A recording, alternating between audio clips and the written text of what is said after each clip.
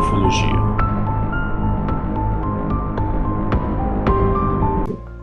Bom período temporal incerto, amantes da ufologia, queridos ouvintes, estamos aqui nos estúdios Banfield mais um dia para a gravação de mais um episódio. Eu sou o Lucas Cruz e aqui ao meu lado o homem que manda soltar e prender em São Leopoldo, Felipe Cruz. E aí, Lucas, como é que tá? Estamos aí, né, lutando para sobreviver. Mais uma semana de muito trabalho, muito estudo ufológico. É verdade. Temos estudado bastante sobre alguns casos, né? Ainda mais aqueles que a gente faz cagada e tem que regravar. Que é o caso de hoje. Esse caso de hoje, eu gosto tanto dele que eu estou gravando mais uma vez o episódio. Mas tudo bem, faz parte. Eu falei pro Lucas, não é que perdemos. É treino, né? Vamos treinar. A gente não perdeu, a gente treinou um novo episódio. A gente aprende muito mais quando a gente erra, né? A gente aprende mais na derrota. Senão eu me pergunto quando é que a gente vai parar de aprender, né? Mas enfim, mais uma semaninha aí. Essa semana eu assisti o Moment of Contact. Filmaço. Filmaço não, um documentário. Um documentário. Acho que se classifica como filme, né? Filme com gênero documentário, né? E muito bom, cara. Eu gosto muito do caso Varginha, acho um caso interessantíssimo. Tem seus pontos, assim, que são dúbios, né? Como na maioria dos relatos, né? Dos casos ufológicos, né? Sim. Mas eu acho um caso interessantíssimo e o nível de produção, né? A produção gringa, né? O nível de produção muito bom, as entrevistas. O que tu acha desse documentário? O James Fox fez um apanhado de tudo ali, né? E isso mostra que com dinheiro tu consegue fazer um negócio bem trabalhadinho, né?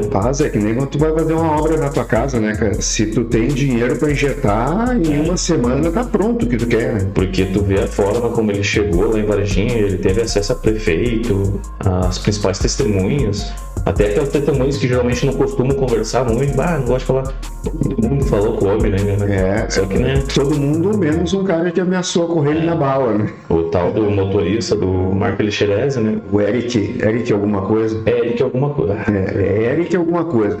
Esse rapaz aí não teve, ele é íntegro aos seus valores, ou aos valores que foram imputidos a ele mediante coação e outros meios escusos, né? Mas ele não quis falar com a Bandeirantes, como dizer. Não, ele deixou só o bracinho pra fora da janela, né? Tu vê que a câmera tenta filmar ele, mas fica, acho que parece só um pedaço do braço. Sim, e o James Fox vai ali e eu vou meter bala. E o James Fox, o que ele tá falando? E a mulher, ele tá falando que vai meter bala. Sim, e o James Fox levou um momento, uau! Esse é o cara que teve com o Elixerese? Uau! É ele. E eu achei louco que no primeiro momento eles acreditam que não estão falando com ele, né? Que eles estão falando com um cara que está dizendo assim, ó, ele não quer falar com ninguém, ele não quer. E até o momento que ele diz, não, eu sou o Eric. Eu sou o Eric, é verdade.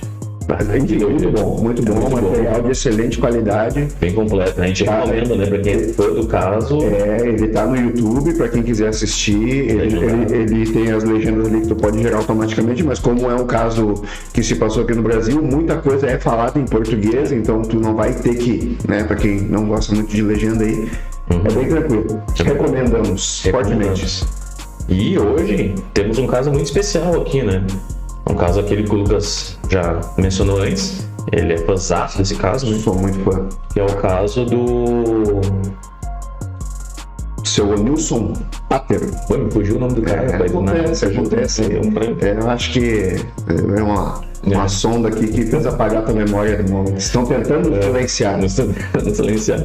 Até o principal site que a gente pesquisa aqui, que é sobre o fenômeno, a gente fez o primeiro episódio. O segundo episódio pro site saiu do ar. E até o momento dessa gravação, o Portal Fenômeno ainda não voltou e isso é muito curioso, né? Os Homens de Preto estão trabalhando forte aí na... Eu acho que os Homens de Preto pegaram o Jackson Camargo, né? Que é o cara por trás do site Fenômeno ali, e não devolveram mais o homem. Puxaram a tomada lá do site lá. Mas enfim, vamos falar sobre esse caso aí, que é um caso que eu acho interessantíssimo, eu diria que é um dos meus preferidos dentro da casuística ufológica, porque aconteceu muita coisa. Muita coisa. Os Ocas e o Rios, eles falaram que é o caso Beth Barney Hill do Brasil, né? Só que sem a Beth. Eu acho que ele é muito mais louco que o caso Beth Barney Hill. O Beth Barney Hill teve toda a questão da perseguição, abdução, e teve o lance da hipnose também, né? Só que o Nilson Pater, ele disse que teve hipnose, né? Só que ele disse que não teve acesso aos resultados. Diz que ele fez uma hipnose regressiva, mas que ele não sabe o que foi dito lá, né? Enfim, vocês vão ver, é um caso muito louco, é um caso assim que aconteceu muita coisa doida.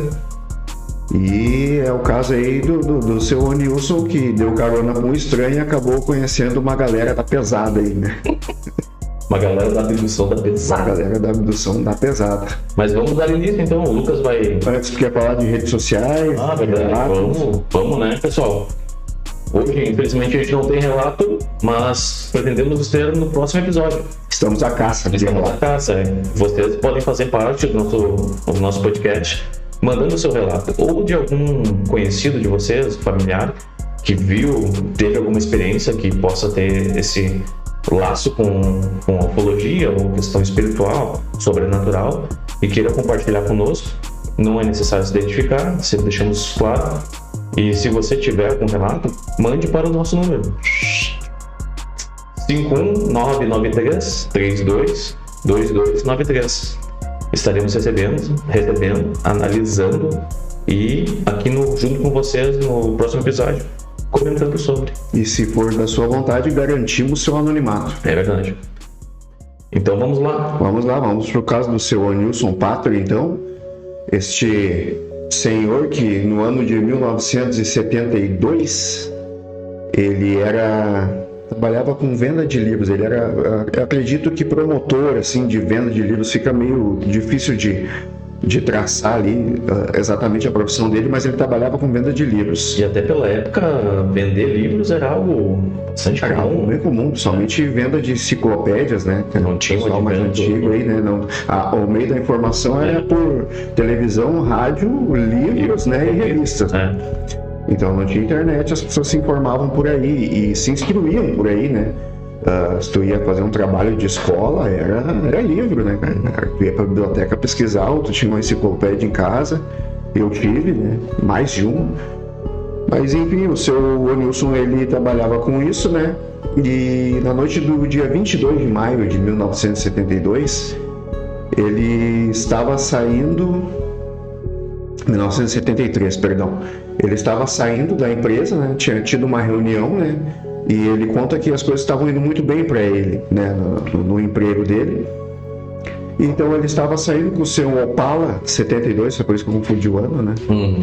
Ele estava saindo com o seu Opala 72 e a sua pastinha 007, né? Que ele fala, que tinha uma pasta 007. Estava saindo da localidade onde ele trabalhava em direção a Catanduva, que era onde ele morava, né?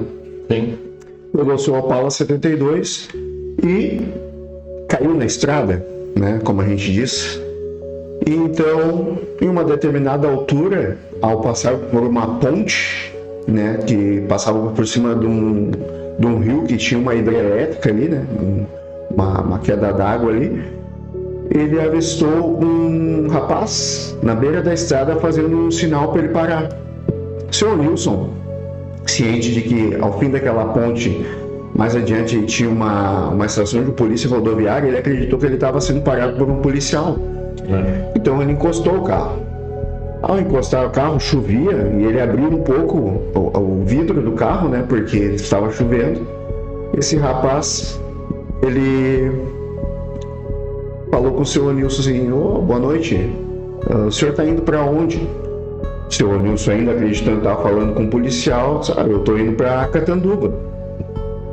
O que esse rapaz então falou: eu estou indo para lá também, o senhor me dá uma carona?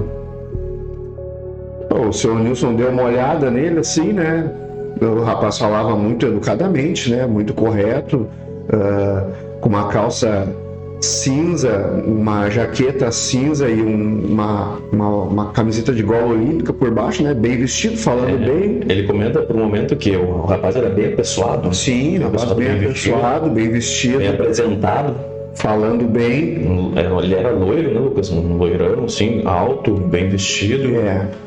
O seu Nilson pensou, esse acho que não vai me assaltar. Sim, ele fez uma coisa que hoje em dia é impensável, né? Ele aceitou dar a carona para esse rapaz. Além do fato que ele achou um pouco estranho também, que disse que ele estava na contramão, né? Isso, ele queria ir para Catanduva, mas ele estava pedindo carona no sentido que era o contrário, né? Então isso... Ele ficou um pouco intrigado, mas... Ali, no calor do momento, tendo que responder meio rápido, né? Ele acabou aceitando, né? Então ele tirou a sua pastinha 007 do banco da frente, do Opala, né? Já pra não deixar... já pra não deixar que ele sentasse atrás, né? Vai que esse cara bota uma arma na minha nuca aí, uma coisa assim, né? Dá uma gravata. Então vai ficar de frente pra mim, dá aqui o meu lado, né? Então o seu Alex aí se apresentou, né? Deu o nome de Alex, né? E deu a volta e sentou no banco do carona, né? E eles seguiram viagem, né? O Alex, ele sentou. O Opala, ele é um carro que ele tem um banco inteiriço na frente, já porque ele não tem aquela divisão no meio, porque o câmbio das marchas é no volante. Né? Era um carro bem... Ou seja, a gente for analisar hoje, é um carro bem diferente, né? Imagina um carro com o banco inteiro na frente, né? O que era comum antigamente, né? Os carros têm esse banco inteiriço na frente. Os carros mais no painel ali, câmbio de marcha. Era uma noção diferente que se tinha de conforto, né? Ao dirigir, né? Na época, né? E ele pegou e ele sentou enviesado, ele sentou virado pro seu Nilson, né? A gente não vai conseguir explicar muito para quem está ouvindo no áudio aqui, mas aqui, imagina que estamos aqui no carro, eu e o Felipe, o seu Nilson, e o Alex, né? E ele sentou assim, virado dirigindo, né? E ele sentou assim, colocou a mão, né? Em cima do banco, do encosto do banco, né? Já é uma coisa assim, no mínimo curiosa, né? Você dá uma carona com o estranho, o cara senta virado pra ti, né? E ele tinha, o Alex, o senhor nos comenta, uma caixinha metálica numa das mãos, né? Que o senhor Nilson acreditou no primeiro momento que era uma cigarreira. O que era uma cigarreira, para quem, né, é mais novo aí? Na década de 70, 80 e até um pouco de 90, o tabagismo era muito forte, era muito comum. A gente, criança, se criou com as pessoas fumando do nosso lado, assim, dentro de casa. Se podia fumar em restaurante, dentro de ônibus. Se tu pega imagens de programas antigos, assim, chacrinha, os jurados estavam fumando ao vivo ali, então as pessoas fumavam muito, e algumas pessoas pegavam e tinham essa cigarreira, que era uma coisa mais estilosa, assim, mais chique, tiravam o cigarro de dentro do pacote, né, do maço, e colocavam dentro dessa cigarreira, essa caixinha de metal. Quando queria fumar, abria, tirava aquela caixinha ali. O senhor Lúcio acreditou que essa caixinha metálica que ele tinha era uma cigarreira. O que era, na verdade, a gente nunca vai saber, né? E seguiram a viagem, né? O senhor Nilson, como qualquer pessoa, né, que tá com outra pessoa, só os dois dentro do carro, pensou em puxar conversa, né? O que tu vai fazer em Catanduva, né? Mas, no que ele pensou em fazer a primeira pergunta, o Alex já fez uma pergunta. Quando ele tentava questionar algo pro Alex, né? O Alex já se atravessava com uma pergunta. Ele já... O que no primeiro momento pode acontecer, às vezes a gente está conversando aqui e depois de falar o cara fala uma coisa antes. Mas isso aconteceu o tempo todo. Cada vez que ele tentava fazer ele pensava em verbalizar uma pergunta para o Alex, ele perguntava outra coisa. E daí ele respondia, isso. Daí ele, agora eu vou perguntar aí o Alex vinha e perguntava outra coisa. Isso é curioso porque, ao mesmo tempo que é uma forma de tu ficar sabendo tudo sobre a pessoa, claro, partindo do pressuposto que a pessoa está falando a verdade, né? Também é uma forma de tu não falar nada sobre você mesmo, né? No final, o seu Nilson, ele acabou não descobrindo nada sobre o cara negro que ele estava... Ele acabou entregando todos os dados dele e sem saber nada sobre o que o Alex, né? Sim. A não ser o nome. né? Então, o seu Nilson falou, né, onde ele morava, deu o endereço dele, Rua Goiânia 5484, assim. E nesse ritmo aí, né, o seu Nilson falando muito e o Alex não falando nada, o seu Nilson resolveu parar num posto de gasolina, né, para tomar um cafezinho, né, dar uma esticada nas pernas, né. Naquela época era muito comum, né, os postos de gasolina ter café gratuito, né, o cafezinho, aquele famoso cafezinho que fica em restaurante, no cantinho. Aquele cafezinho bem fraco, né, que é de graça, né. Ficava no cantinho, café de churrascaria. Café de churrascaria. Então eles resolveram lá, era quase 3 horas de viagem, né, de onde a empresa do seu Nilson até Catanduva, né, então eles foram parar nesse posto aí, né. O seu Nilson pediu uma água, né, e então, como ali ele não estava dirigindo, ele conseguiu dar uma olhada melhor, assim, no Alex, né, e ele viu que já estava de um rapaz loiro, né, de olhos azuis, né, com aquela vestimenta ali que a gente já citou no início do episódio. E alto, assim, o seu Nilson fala de 1,75 m a 1,80 m. Ele deu essa filmada, assim, pra mim parece muito o Rodrigo Hilbert, sem barba. Sem barba. Né? Aquele cara magro, alto, loiro, de olho azul. Que é o famoso estereótipo da turma do Astar, né? O Astar Cheran, né? Os nórdicos, né? Os nórdicos, né? Então, o seu Nilson deu aquela filmada melhor no seu passageiro, né? Pediu uma água e o Alex também pediu uma água. E outro fato curioso, né, é que ele colocou menos de um dedo d'água. O Alex, né? O Alex colocou menos de um dedo de água no copo e deu aquela bicadinha só e mais nada. Geralmente quando a gente pede uma água, a gente está pelo menos com um pouco de sede, né? A gente vai tomar meia garrafa d'água, ou, né? No meu caso, eu sinto muita sede, bebo a água inteira, né? Sim. E ele colocou ali 5 centímetros de água no copo, ou menos que isso, e tomou e deixou o resto. Pagou a água, tudo certo, né? Um ET com dinheiro. Um ET que... Posto ET. Ele recebeu verbas aí, né, para fazer essa sondagem aí em Catanduva. Então, pegaram e voltaram para o carro e seguiram a viagem, né? Sempre o Alex fazendo muitas perguntas e o seu Nilson respondendo, né? Sempre muito solícito, respondendo tudo, apesar de toda a situação estranha, ele respondia tudo. O seu Nilson é um senhor muito educado, né? Deu carona, né? Conversando, respondendo as perguntas sempre, né? E muito, muito polido ele. Então eles seguiram a viagem. Em uma determinada altura do trajeto, o seu Nilson ele foi surpreendido por um carro que passou em alta velocidade na frente deles. Ele teve que dar uma freada muito brusca. O seu Nilson relata que parecia um carro forte, mas como passou muito rápido e estava de noite, ele não sabe afirmar com certeza. Até porque eles estavam em uma zona meio que rural, assim, e não era comum ver esse tipo de veículo naquele lugar, aquela hora da noite, né? Mas o que ele afirma que se tivesse que chutar, que era um carro forte. Mas é bem curioso, né? Só mais uma coisa curiosa que já aconteceu até o momento.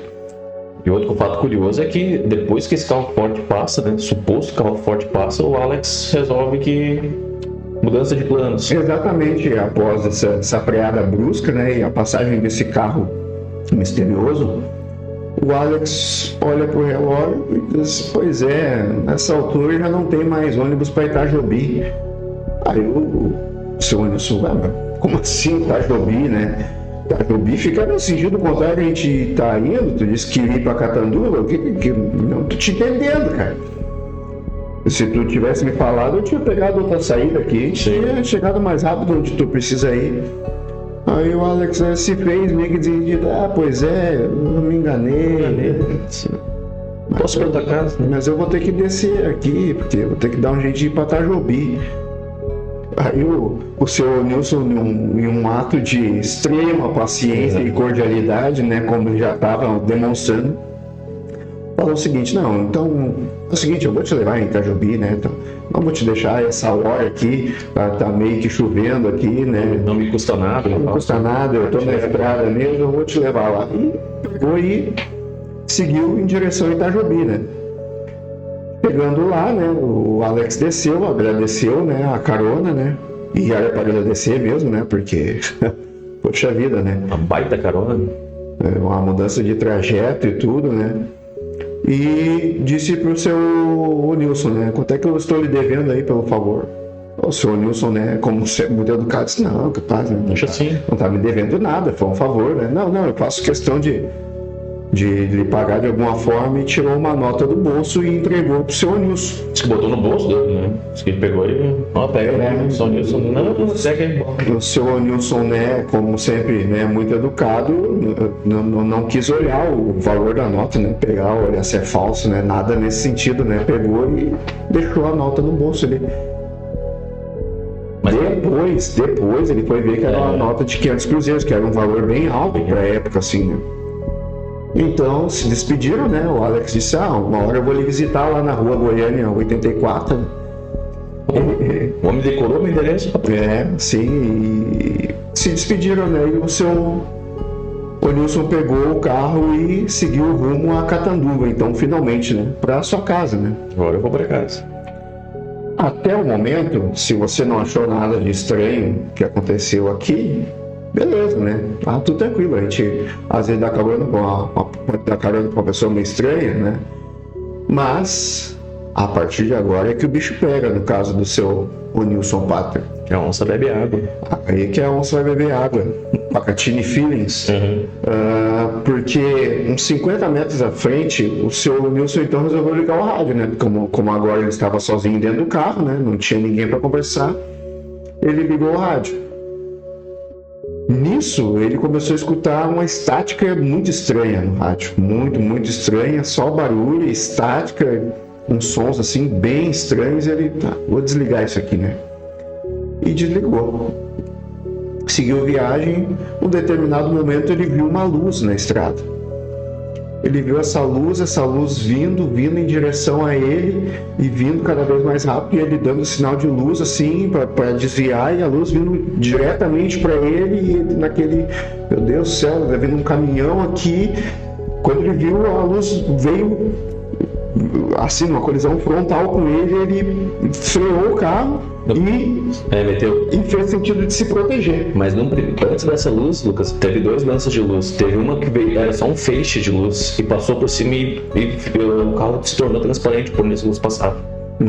E depois, nossa, o que aconteceu aqui? Seguindo viagem, né? Aí vem a luz. É verdade, eu esqueci desse detalhe muito importante. Que após ele desligar o carro, ele viu uma luz vir e começar a passar por cima do carro. E ver isso. Uma luz azulada começar a passar por cima do carro, e a luz, onde ela tocava, o carro ficava transparente. Então ele vê essa luz passar por cima do capô, ele vê o motor do Opala funcionando, ele disse que vê o virabrequim funcionando, o carro andando ali, o motor funcionando, e a luz vem vindo, passa por cima do painel, ele vê tudo. A luz chega no assoalho, quando chega no assoalho ele vê o asfalto passando por baixo do carro, com o carro em movimento. O carro em movimento.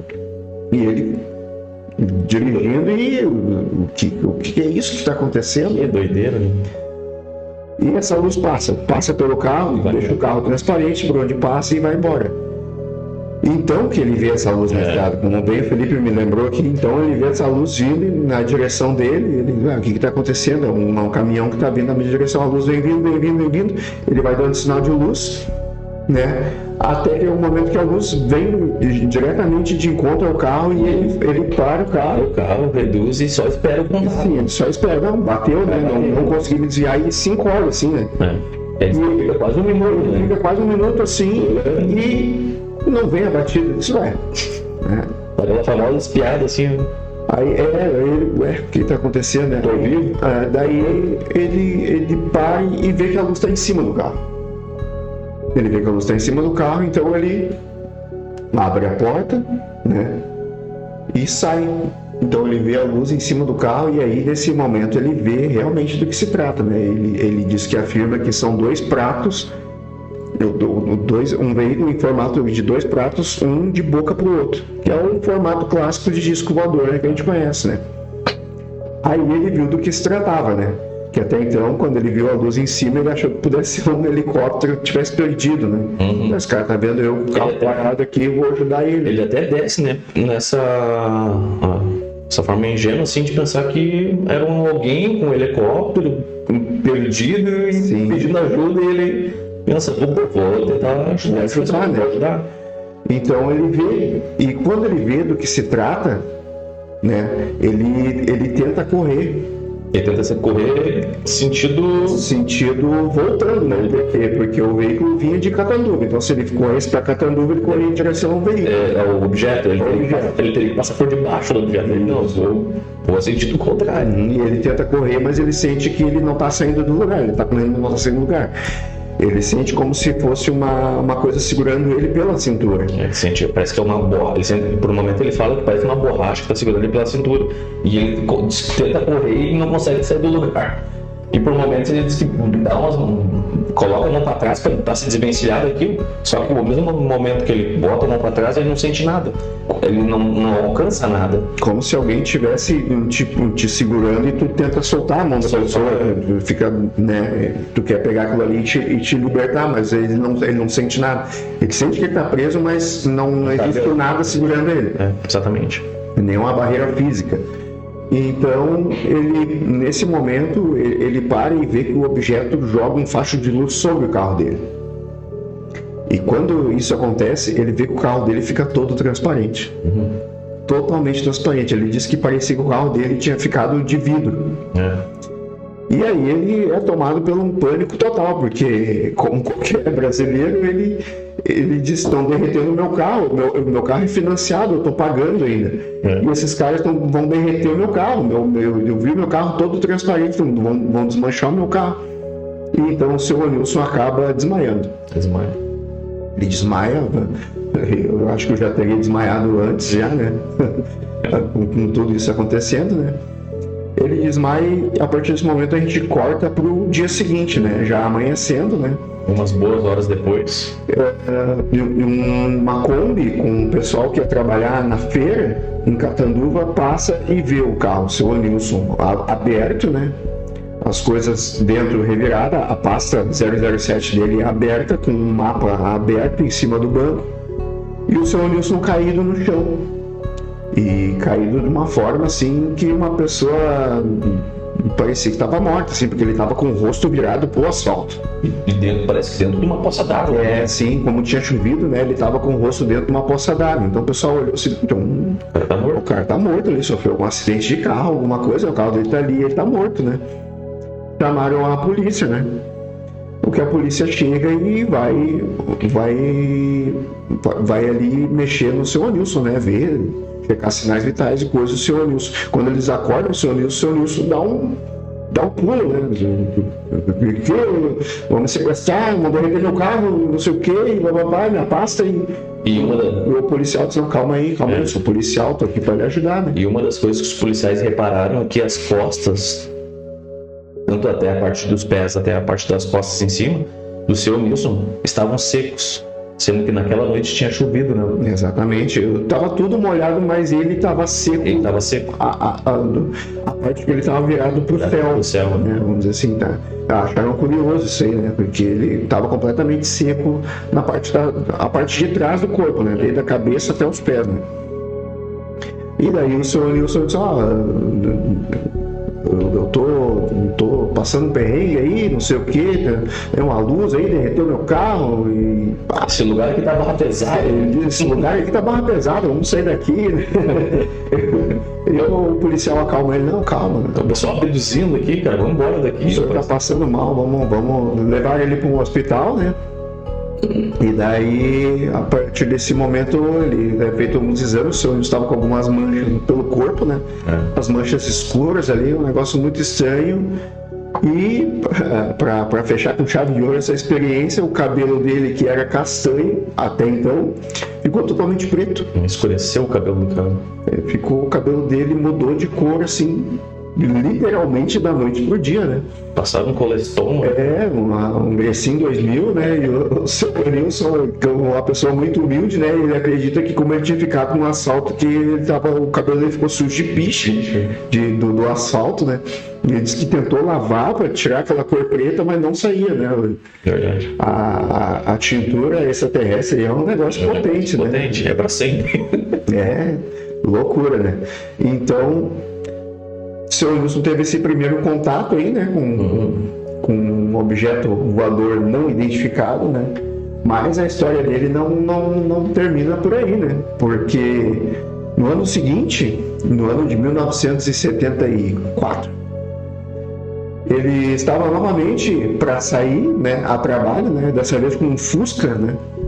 Um Fusca novinho? Um Fusca novo, né? O Nilson, ele tinha essa questão aí de estar sempre bem equipado, né? Como ele tinha que viajar bastante, né? Ele estava sempre a questão logística aí, se deslocar, bons carros, né? Carros novos, né? Então ele falou para a esposa dele que ele ia sair cedo, né? Ele queria almoçar cedo porque ele queria sair cedo. Então a esposa dele fez o almoço cedo e ele pegou, né, o seu Fusca e foi, né? Foi um dia que as coisas não deram muito certo. Ele chegou no destino e quem precisava atender ele não conseguiu atender ele. Então ele estava voltando, né? Já mais anoitecendo, quando numa determinada altura, novamente uma luz na estrada, né? E ele viu de novo o disco, né? Desgraça! Desceu do carro, viu o disco e disse: não, agora não. Dessa vez vocês não vão me pegar, né? Pegou e deu no pé. Tentou mais uma vez correr, mas ele disse que era como se o asfalto se movesse na direção contrária que ele estava correndo. Basicamente, a gente imagina que como se estivesse correndo numa esteira, entendeu? Exatamente. Quando tu corre na esteira, tu corre numa direção, mas a esteira tá indo no lado contrário, né? Tava correndo, mas não tava saindo do lugar. E ele teve essa sensação aí, né? De estar correndo e não estar saindo do lugar. E então, ele diz que, muito além disso, ele flutuou. Ele foi levado flutuando em direção ao disco, à luz ali, né? E ele conta, né? Eu flutuei, meus amigos, eu flutuei. Eu falando assim é difícil de acreditar, mas foi isso que aconteceu. Eu flutuei no ar, eu estava levitando no ar e indo em direção a esse objeto, né? E então, o seu Nilson, ele perde os sentidos, né? Porque, né, para qualquer pessoa normal perderia os sentidos numa situação dessa. Tu vê o asfalto se movendo ao contrário e tu tá flutuando, né? E ele usa uma expressão que ele diz que ele nasceu dentro de outro ambiente. Né? Eu nasci, né? Que é uma forma dele querer dizer que ele não se lembra como é que ele foi parar lá, né? Ele nasceu dentro de um ambiente que ele diz que era muito bonito, muito iluminado, que tinha uma rede de fios no teto que lembrava uma teia de aranha. Tinha um ambiente totalmente claro, né? Com tons azulados. Como o Lucas mencionou, ele disse que parece que tinha uma teia de aranha no teto, mas que era bonito. Ele disse que dentro daquele espaço onde ele se encontrava não tinha nada de forma grosseira, né? Diz que a gente entende por não formas grosseiras, né? Não tinha nada que tivesse canto. Tudo, as coisas... A gente pensa que as coisas não tinham pontas, né? E inteiriço, né? Divisórias. Sem divisórias, né? Parecia que tinha uma impressão 3D do lugar inteiro, assim, né? Aí, pra surpresa de 0 pessoas, talvez, quem que ele encontra dentro dessa nave, né? Quem? Quem que vai recepcionar o seu Nilson? Ah lá, o homem chegando. O homem da gola olímpica, o Alex. Alex, tava lá esperando ele. E ele fica, como assim, né? O cara que eu falei um ano atrás, né? Que devia estar em Itajobi essa hora, né? E o seu Alex recebe o seu Nilson e o seu Nilson. O senhor fique calmo, pode ficar tranquilo que nada de mal vai lhe acontecer. Bom, falar é fácil, né? É verdade. E o Alex o convida para sentar numa poltrona e coloca um capacete nele. E ele lembra depois, né, que fala que parece um capacete de helicóptero. Não, um capacete de piloto de helicóptero, né? E de onde ele pede pro Nilson olhar por uma janela no telhado. Ele coloca um capacete, ele coloca uma roupa que ele disse que era uma roupa que parecia de embalagem de cigarro, que a gente acredita que era uma roupa de alumínio, né, laminada, né? Aquele papel que fica dentro, que envolve o cigarro. Isso aí, papel alumínio, né? E 2 braceletes dourados, largos, e a mesma coisa nos tornozelos, né? Então ele tava com essa roupa que colou, se ajustou, né? Essa roupa de alumínio, né? Cor de alumínio. Esse bracelete dourado nos pulsos e nos tornozelos, e esse capacete de piloto de helicóptero. Então, com esse figurino da Império do Sol aí, né? O seu Nilson foi convidado pelo Alex a sentar e nesse momento que ele senta, ele consegue observar pela uma janela, onde ele estava, uma cidade muito bonita, que para ele disse que lembrou a Europa. Uma cidade europeia. Apesar de nunca ter ido à Europa, mas ele devia ter visto alguma vez através de alguma revista, televisão. Sim. Uma cidade com pequenas torres, casas bem arborizadas, né? Ruas bem arborizadas. Ele disse que lembrou uma cidade europeia.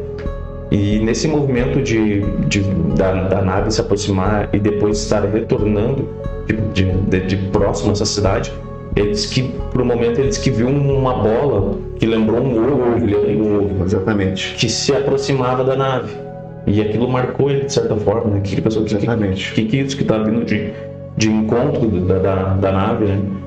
Ele, através de uma outra janela posterior, que ele viu isso aí, através de uma outra janela que ele pôde visualizar dentro da que, pelo que a gente dá a nos entender, ela dava para um outro setor da nave. Ele disse que viu pessoas sentadas em uma espécie de um carrinho. Exatamente. E depois, ele reexplicando, ele disse que não parecia um carrinho, parecia como se fosse as pessoas estivessem sentadas num puff. Ele, por um momento, ele fala assim, acho que lembra até a gente pega assim, a referência até do próprio Mario Kart, né? Que eles estavam todos sentados em carrinhos pequenininhos. E essas pessoas estavam todas com um capuz e um capacete com fios que interligava junto a uma máquina que era tipo um painel cheio de botões e um grande visor. Era uma visão bem bizarra. Bem bizarra, né? Mas eu lembrava muito um experimento, né? Uma espécie de experimento, né? Uma coisa mental, né? Exatamente. Só ressaltando aqui, a partir do momento que a gente está falando que ele viu o Alex, e o Alex falou com ele perdeu os sentidos, e essa não é uma memória assim que segue uma linha cronológica. São lembranças esparsas que ele foi se recordando ao longo do tempo. Isso. Entendeu? Então aqui não existe uma linha cronológica. Primeiro aconteceu isso, depois aquilo, depois aquilo. A gente está contando aqui as lembranças que foram pipocando depois na cabeça dele. Exatamente, E uma dessas, dentro desse embanhado de lembranças que ele teve, uma das lembranças também que ele teve foi o momento que ele estava sentado nessa sala e se abriu uma porta e começou a entrar pessoas em fila indiana, da maior para a menor. E dentre essas pessoas, uma dessas pessoas era ele mesmo. Isso foi uma coisa que chocou ele na hora, né? E não só era ele mesmo, como era ele mesmo com as roupas da vez o primeiro contato que ele teve. Exatamente. Ele descreve até a armação do óculos, que era a armação do óculos de um ano atrás. Então, olha só, ele vê o Alex, que ele teve contato há um ano atrás, e depois ele vê ele mesmo com as mesmas roupas de um ano atrás. E o que aconteceu, né? A gente não sabe, né? Se ele foi clonado ou se ele estava vendo ele no passado, né? Porque a gente não sabe o que essas entidades, qual é a tecnologia, qual é o poder que eles têm, entendeu? Até o próprio Zocas e o Ribas no hangar, que é o podcast que a gente usa também como referência, eles comentam sobre essa questão. Pô, se essas pessoas, esses seres, eles trafegam pelo universo usando máquinas super potentes que são capazes de viajar, quem sabe, além da velocidade da luz. Sim. Quem viaja nessa velocidade, ao mesmo tempo, pode vir a controlar o tempo. Quem controla a luz controla o tempo, né? Porque o tempo, uma coisa é referência da outra. E o tempo é relativo, né? Sim, com certeza. Então, eles, de alguma forma, quem sabe eles não estão dentro de um contexto de tempo diferente ali, onde o seu Nilson pode estar vendo o momento dele anterior. Ele pode estar em duas possibilidades de tempo ali, Lucas. Porque ele, por um momento ele fala, né? Eu tava em plenas faculdades mentais. Sim. Eu tava me vendo, eu tava ali com a minha roupa, com o meu óculos, ele se via. Ele diz, era eu. Eu não tava vendo uma imagem, uma pintura, uma foto, uma filmagem, era eu em carne e osso. Quer dizer, eu piscava, eu tava ali piscando, olhando, assim. E ele, impressionante, né? Como é que... Muito impressionante. Como eu disse, né, tem essas possibilidades de ou ser um clone, também pode. Ele foi mapeado geneticamente pela cigarrilha intergaláctica do Alex, né? A gente começa a pegar por esse ponto também, né? Porque naquele primeiro contato, esse ser ele ficou totalmente direcionado pro O'Nilson com essa cigarrilha em mãos. Eu sei lá, a gente não sabe, não entende da tecnologia dele. Mapeando o DNA ali já do O'Nilson. Né? Então pode ser também. Ou aconteceu mais coisas a partir do momento que ele perdeu os sentidos na primeira viagem lá. Ele pode ter sido abduzido já naquela ocasião e não lembra, né? Isso é bem comum, né? E diante de tudo isso, ainda a situação que vem depois, né, Lucas? O Alex convida ele para deitar-se. Só mais uma coisa que eu queria acrescentar. Vai. Me lembrou agora, estudando uma última vez esse caso, essa questão que ele vê ele mesmo. Tem um quadrinho do Alan Moore, eu sou muito fã de quadrinhos, né? Tem um quadrinho do Alan Moore que é o Supremo, é a melhor história do Superman sem Superman. Numa determinada altura do quadrinho, ele tem acesso a uma torre, que é a Torre do Tempo. Ele está na parte de baixo e ele olha para cima da torre. E ele vê ele mesmo lá em cima, totalmente diferente. Aí a história do quadrinho se desenrola e tudo, e no final do quadrinho ele chega nessa torre de novo e ele está na parte de cima. Isso é genial. Alan Moore é genial. Quando ele olha lá da parte de cima para a parte de baixo, ele vê ele no passado olhando para cima. Isso é sensacional, sensacional. E uma dessas teorias de questão temporal com relação ao O'Nilson e esse clone dele que ele vê, eu acredito que possa ser isso. Ele pudesse talvez estar olhando para ele no passado. Até por ele estar com as roupas e o óculos de um ano atrás. Ser um clone também, né? Enfim, esse caso é fascinante exatamente por causa disso. Aconteceu muita coisa e são muitas possibilidades de debate. Uma questão, um filme que fala muito bem sobre isso também é o próprio Interestelar, né? Interestelar, sim. Onde eles se encontram e eles vão viajar e a filha dele fica, né? Sim. E ele vai para um planeta onde o tempo é de uma forma, ele corre de uma forma diferente. Por causa da gravidade. Por causa da gravidade do planeta, porque o tempo é muito ligado à questão da gravidade também, né? Parece que quanto maior a gravidade, menor corre o tempo. O tempo passa mais rápido. Assim. Ou eu acho que ou mais devagar. Mais devagar, porque naquele planeta água que eles estão, sim. Eu acho que um dia lá era referente a 20 anos na Terra. Alguma coisa assim, então passa bem rápido. Eu posso estar falando besteira aqui, mas eu acho que é mais ou menos isso. Sempre com relação à nossa noção de tempo, né? Passa mais rápido. Pra eles lá passa normal, né? Mas pra nós passa muito rápido. O filme Interestelar, ele dá uma boa base sobre essa questão também, essa questão temporal, né? Certo. Aí, dando sequência, acho que o Sr. Wilson, fizeram ele deitar numa espécie de cama de isopor que tinha... Ela tinha no meio, ela tinha o formato de um corpo, de um corpo humano, né? E me lembrou uma espécie de estação de criogenia, aquelas coisas que as pessoas nos filmes de ficção científica, o Alien, por exemplo, eles, quando vão fazer uma viagem muito longa, né, eles deitam ali para repousar durante o tempo que vai durar a viagem, né? E ter o seu corpo conservado, né? E aí ele acorda, depois de deitar nessa cama, ele acorda já de volta em cima de um morro. Meia-noite, dentro de uma floresta, e ele consegue ainda ver o objeto subindo em alta velocidade e desaparecendo, né? E daí ele acorda nesse cenário assim, totalmente isolador, né? Noite, né? Noite fechada, chuva. E ele no meio de uma floresta que ele não conseguia nem ver onde é que ele estava direito. Então ele começa a andar e gritar por socorro, né? Socorro. Ele diz que encontra uma gruta, né, Lucas? Isso. Ele acha um morro ali que tem uma fenda, um pequeno morrinho com uma fenda. Ele consegue entrar debaixo ali e ali ele passa a noite. E naquela escuridão, chuva, ele fica gritando por socorro, socorro. E ao mesmo tempo que ele pensa assim, pô, se eu contar essa história aqui, ninguém vai acreditar, né? E nesse momento ele registra as iniciais dele. Ele grava as iniciais do OP, né? O Nilson Pássaro, né?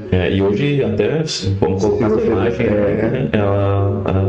existe essa imagem na internet. Essa imagem aí dele com as iniciais dele gravadas na pedra, né? Mas então ele, depois de dar uma acalmada ali, né, ele seguiu na chuva, né, e ele disse que essa chuva teve um efeito revigorante nele, né. É bem curioso isso aí, porque ele disse que essa chuva que molhou ele despertou nele uma vontade de sobreviver. Verdade. Ele disse que ele teve o ânimo renovado por essa chuva, então ele seguiu procurando ali, gritando. Ele viu que ele estava numa espécie de montanha, porque ele resbalou uma hora ali, ele viu que o terreno era em declive, né? Uhum. Então ele seguiu assim até perto de amanhecer, onde ele escutou, né, os gritos de alguém tocando gado, né? Ele grita de